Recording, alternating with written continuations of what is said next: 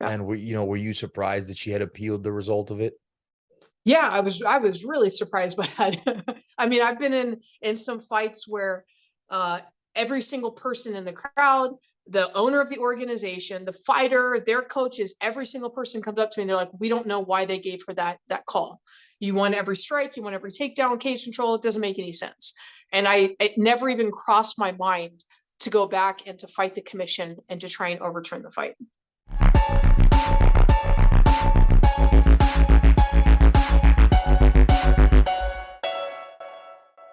All right, ladies and gentlemen, today we are joined by an absolute pioneer in the sport of MMA. I'm sure she's heard this many times, but I mean, man, if she's not a pioneer in the sport, like I really don't know who else is at this point.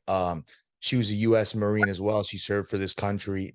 She fought in the first ever UFC women's fight, and the list goes on and on. But today she is the Bellator Flyweight champion, Liz Carmouche. She joins us to talk about her upcoming rematch against Juliana Velasquez at Bellator 289.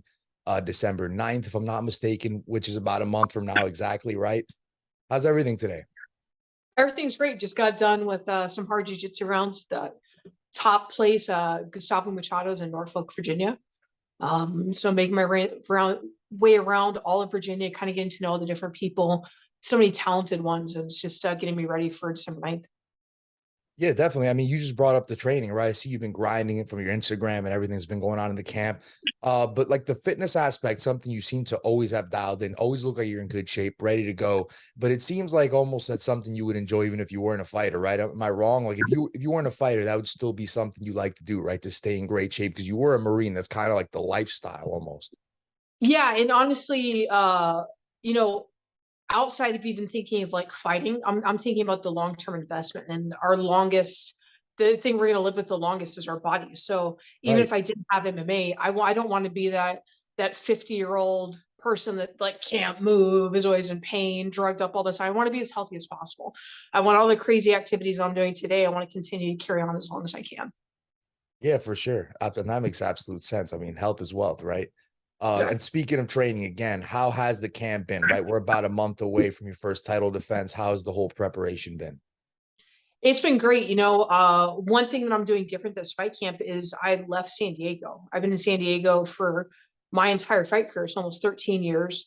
But I've been with my coach Charles for the past 4 or 5 years now, and I just put a lot of faith and belief and trust in his capability. I mean, he's a big reason that I contribute my win streak and being able to achieve that belt is the confidence I have in his abilities to coach me and to lead the way. And so when he moved out here to Virginia Beach, I was like, "Hey, when you head out there, are you okay with me following you to my fight camp?" And I had no idea what I was getting into. For all I knew, it was just going to be a few bodies that we brought in, and just him leading everything that was going on, and me just kind of constructing things that I know from what I need to do for fighting.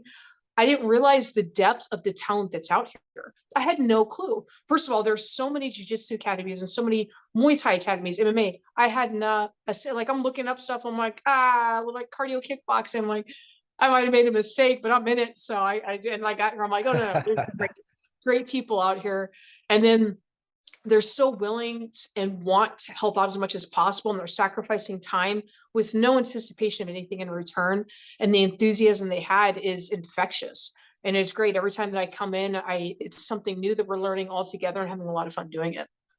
Yeah, definitely. And that's definitely an eye opener for me. I wasn't aware of the I guess the whole combat sports scene in Virginia in general looks to, maybe what was the whole purpose for your coach moving there? Was it, I guess, just personal reasons? Yeah, just personal reasons. He's from the East Coast. He's originally from New York City. Okay. He's come out here before and really liked the area. He and his wife are trying to move on in their lives. He's thinking about kind of, I mean, he's been doing this for over 20 years. And so he's been talking about like, maybe it's time for me to go a different way. I mean, he also does acupuncture and he does Chinese medicine as well. And so he had that going on the side. In San Diego, you have to have multiple jobs and hustle all the time. And it's like, it's so tiring. He's like, I want to move somewhere where I can do all these things because I love it. I don't have to have three jobs to survive. I have three jobs and I can be successful. And so he came out here and he's able to do that now.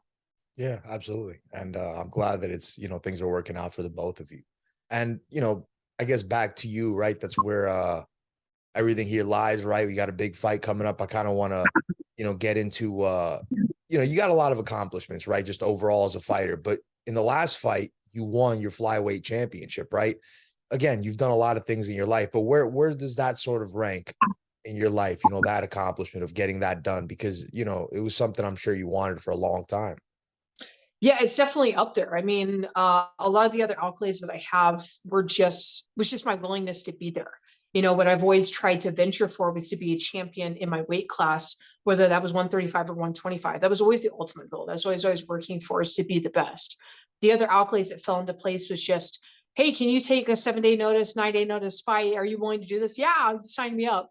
This is something like, no, this is what I want. This is what I'm always working towards. So this is definitely a huge accomplishment. Yeah, and you know, Mauro Ronaldo mentioned as you were walking out into that last fight, he said that you were perhaps the best female fighter to never win a championship up to that point. I mean, I think that's a big compliment if you ask me. But here you are now today as the champion. Do you feel like you got that monkey off your back, so to speak, or were you someone who was just always content no matter what? No, never content. And not even now, like the monkey's not off the back, you know, and her making all of her complaints and getting the rematch. To me, there are other women that have worked their way up the ranks. And if for you to be eligible to fight for the belt, you should be in the win column, right? Um, so it's definitely not a monkey off my back, because I have to do it definitively and make sure that I shut her mouth so that there are no more doubts anymore, so I can really go home with it. But I still won't be satisfied. You know, it's still not. I always want to see even fights where I came out of it, like Watanabe. I won the fight in 35 seconds, and I went out Right. there, it's done correctly. I was still not happy with my performance. I still went back. I'm like, why was my chin up? Why was I swinging at the hips? I'm like, oh, I'm so embarrassed. Like, it doesn't matter win or lose. I still, I want to be the best version of myself, and I'm always going to see the mistakes that I make and never be satisfied. Even if it's the best performance of my life, I'm gonna be like, yeah, but did you see how I did that wrong? And it's always go back to the drawing board and work on growth and evolution. So I'll never be content with anything. It's always got to keep on working, keep on growing. Yeah, and I think a person, you know, that's accomplished what you accomplished and, you know, things along those lines, I think you have to have that mindset, right? Like it feels like there's an ongoing theme with a lot of people that, you know, get stuff done in their lives that they're always, you know, because if you get to what you want and then you just say, oh, that's it, then what? You're just gonna give up, you're gonna fold up. No, there's always gotta be something else, right? So I think that's something you know, I think that's something you can definitely live by, honestly. Absolutely agree. Yeah. So, you know, you just mentioned the rematch, right? I want to get into that now. You know, the last time you captured the belt, what did you make of the whole stoppage? You know, you got her in that crucifix. Did you feel like the fight was it was only a matter of time before the fight ended, regardless of what people thought of the stoppage? Because you were in a pretty dominant position there, regardless. Yeah, I mean, you know, how many elbows does somebody have to take before the fight is called? She wasn't progressing. There was no defensive. She was, at one point, she stopped moving altogether and was just looking up at the sky and seemed to not be in her body. A That bad spot. any good ref recognize that and rescues the fighter, and that's why he had to step in. There are plenty of times where somebody gets knocked out, they get hit again, and it re-wakes them up, and I think that's what happened. um so to me, it was a great stoppage on his part, and way to catch it. He saw the same thing. He saw her eyes glaze over and her stop moving. That's a good call, and a ref that's tuned in and watching for what the fight needs to happen. So what, we have to push it until she has brain damage and it's worse off? That to me, you don't need to get to the point. I know some people want that and they want that satisfaction, but I always watch them like, man, all I can think is like, what's the long-term damage for that fighter and what's going to come out of it? So I definitely think what he did was the best call, and it couldn't have gone any other way. Yeah, for sure. And it was Mike Belchin, right? He said that it was a moment where he saw her eyes roll back and, you know, he wanted to avoid putting his fighters in dangerous positions. And so he stopped it. Did you see that as well when the moment he was referring to when her eyes sort of rolled back? Yeah, she checked out. It wasn't in her body anymore, and I think that a few more elbows or it brought her back into it. But you can see she's bridging up and then just stops and just stays in the bridge and looks up to the sky and does absolutely nothing. Like, if it's one thing if you're moving, if you're climbing up the fence, she didn't do anything. 12 unanswered elbows with no movement whatsoever. That tells me that he made a good call. Yeah. Yeah. And were you surprised that she had appealed the result of it? Yeah, I was really surprised by that. I mean, I've been in some fights where uh every single person in the crowd, the owner of the organization, the fighter, their coaches, every single person comes up to me and they're like, we don't know why they gave her that call. You want every strike, you want every takedown, cage control. It doesn't make any sense. And it never even crossed my mind to go back and to fight the commission and to try and overturn the fight. Yeah, I mean, but luckily, the only thing that matters is you have the belt around your waist. We have a big rematch now coming about, but that's all in the past now. Again, it is what it is. No matter what people thought about it, it's in the future. That's why to me it was a little, strange appeal. Like they're not gonna, I've never seen something like that where they overturn a fight because somebody appealed it, but whatever. Yeah. So one thing I'd also say is, it's the same opponent, right? But you're looking for the same result, right? Speaking of that last fight. So does the strategy change at all for you? No. I mean, the only strategy that changes is shutting her up, is just making sure that those blows aren't necessarily to her chin where it's knocking her out, but it's slicing and dicing her face so that you stand up. There's blood gushing down, whether you're conscious or not. You can't question that. Yeah, for sure. And would you say, as far as like the wrestling now, are you more confident going into this fight based on the exchanges you had with her in the last one? Or are you more confident in this one than you were going into the last one in terms of your ability to wrestle against her?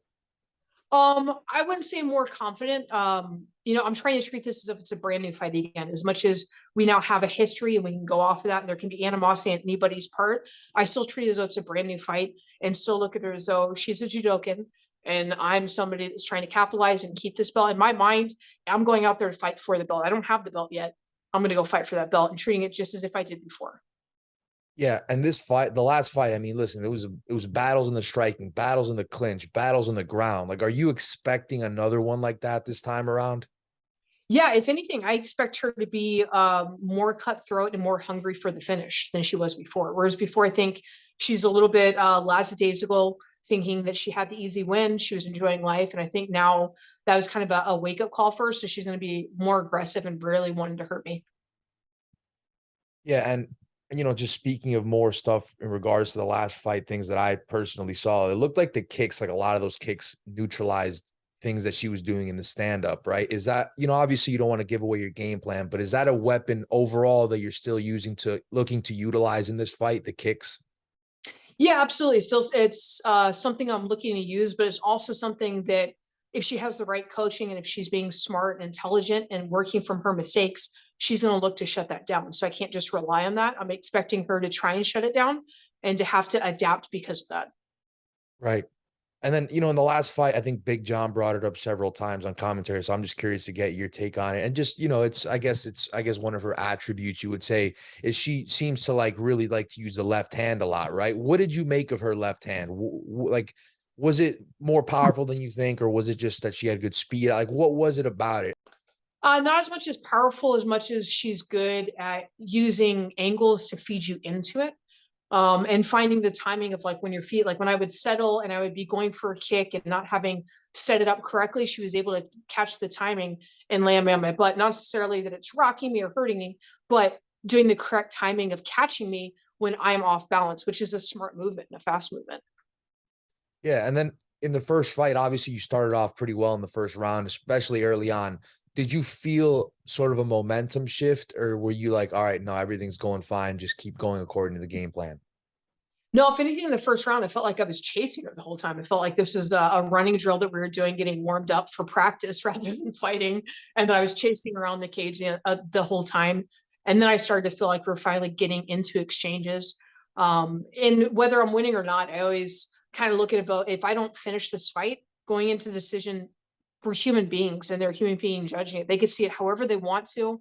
Whatever is causing them to see things one way or the other, I don't want to leave it to their eyes. So I knew that regardless of how it was going, I had to finish that fight. Yeah, yeah, for sure. And the reason I'm asking these questions is because I'm just looking at this from a fan perspective, and I just think the matchup between you guys is really, really fun. Like, I'm a big fan of yours, obviously, for a long time. Also a fan of what she's been able to do in her time, and obviously you were able to take the belt from her. So I think it's just such a fun matchup. Like, just stylistically in the cage. I think it's so fun. And I think a lot of fans are just interested in seeing how that rematch is going to go. Right. And then one more final thing about, just sort of inside the cage. It's interesting that I kind of want to pick your brain on a little bit is pound for pound. I'd say you two are easily some of the strongest women in the sport, right? I'd say you would probably have the advantage in that, but she's pretty strong, I'd say as well. Did you feel that strength in there? Was she stronger than any other opponents you faced in the past? Like, was there a distinct difference in the strength department? No, I wouldn't say her compared to other people was stronger. I mean, if you look at Misha Tate's a little powerhouse. Like she's ripped, she's shredded. Honestly, I would say the strongest person I've ever fought is Valentina Shevchenko. And I Really? think there really there's no comparison between her and Shevchenko when it comes to the strength department. And then when you look at Andrade, if you figure that Andrade was really in the wrong weight class, she's pound for pound probably the strongest opponent I've ever faced. It was just really overlooked because she was in the improper weight class. If we were both 115 or both properly 135, I think there would never be a comparison. Yeah. I mean, we saw Jessica Andrade, pick somebody up and slam them on their head to win a title. So, I mean, she's pretty damn strong, I'd say. I remember I was crucifixing her when we were both 135 and she picked me up. Right. So I was like, yeah, she's a strong. Yeah. Yeah. That was your first fight in the UFC? No, I want to say that was my second or Second? third. Yeah. Okay. Yeah. Yeah. Yeah. Yeah. That was definitely a good one. That was good. And then you said before the last fight against Juliana that it was a time to bring the belt home, right? That it was time to, bring the belt home to the United States where it belongs, right? Is that something that, cranks you up a little more, lets you run that extra mile? I wouldn't, growing up in Japan, it's definitely something that I'll say, and it was more that I wanted to bring it back to San Diego because Alima Lay McFarlane was my training partner, and she had originally been the one that was holding the belt. So I wanted to bring it back home to San Diego where it had been for so long and keep it there. And that's more what I meant. As far as like animosity between nations, I don't hold it just because I grew up in a different country and it was such an eclectic background that for me to have that, no, but to bring it back to San Diego and keep it to San Diego where so many MMA fighters are, that's definitely something that sticks with me and wanting to keep it at home where I've been working so many years to achieve it. Yeah, for sure. And we also just brought up the yeah, and you grew up in Okinawa, right? That's where you were raised when you were young.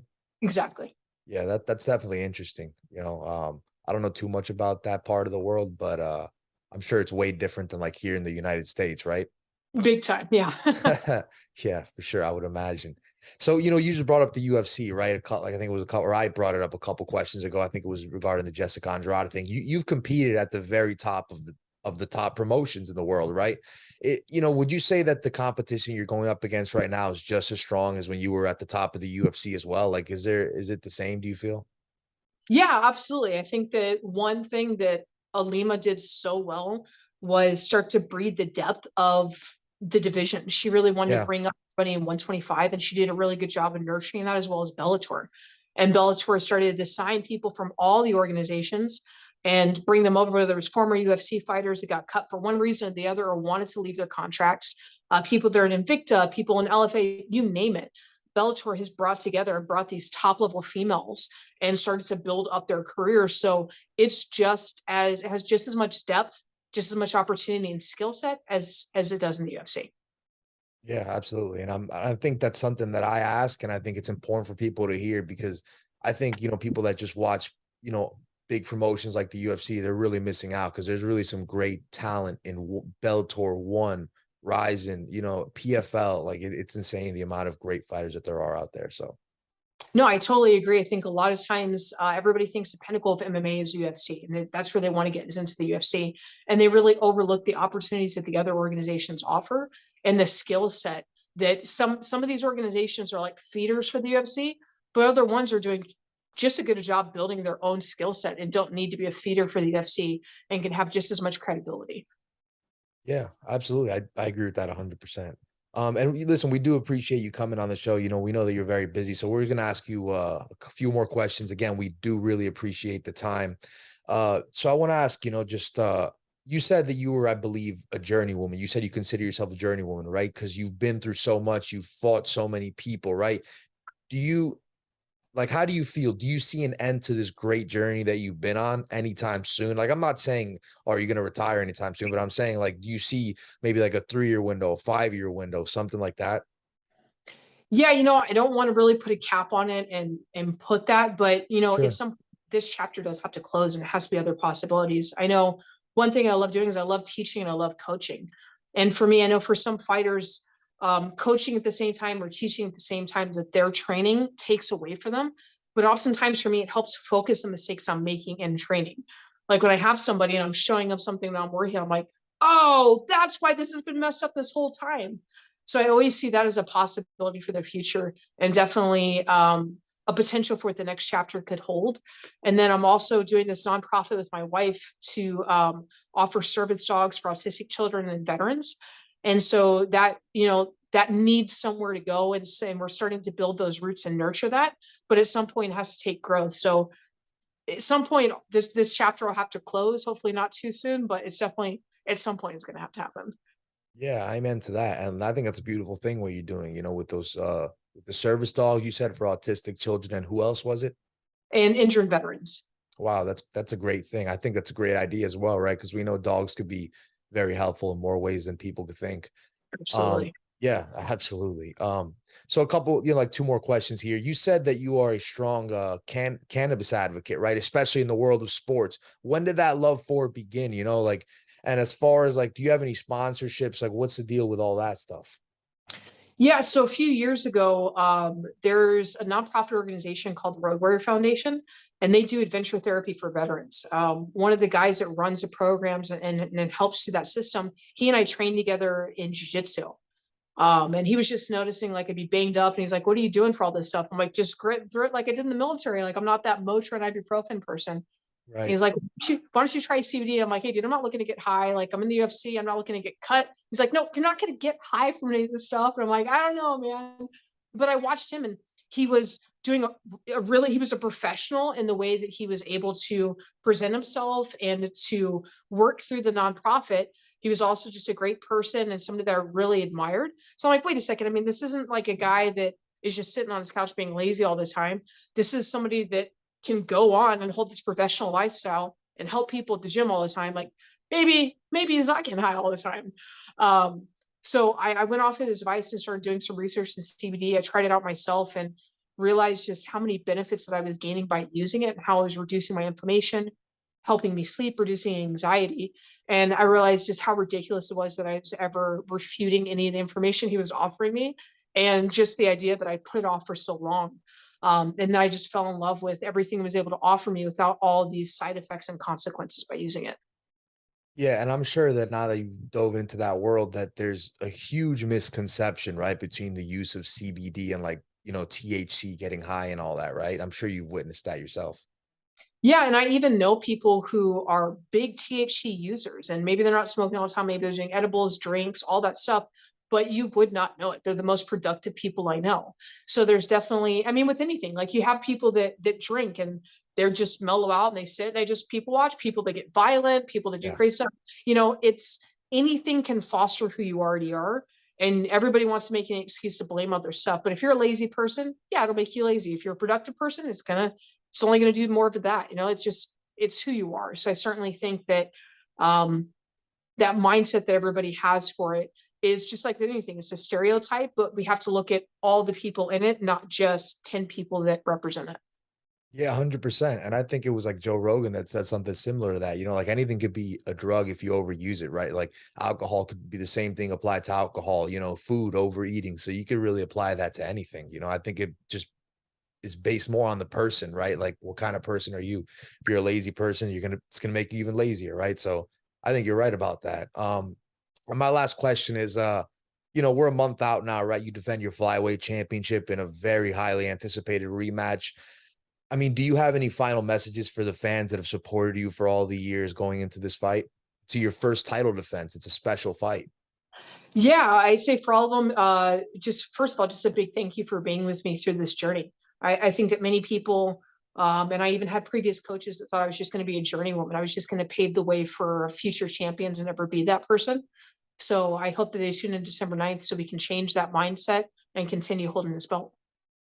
Guys, there it is. Liz Carmouche, a legend of MMA, defends her flyweight championship at Bellator 289 on December 9th. Tune into that. Thanks for joining the show and best of luck. Thank you so much.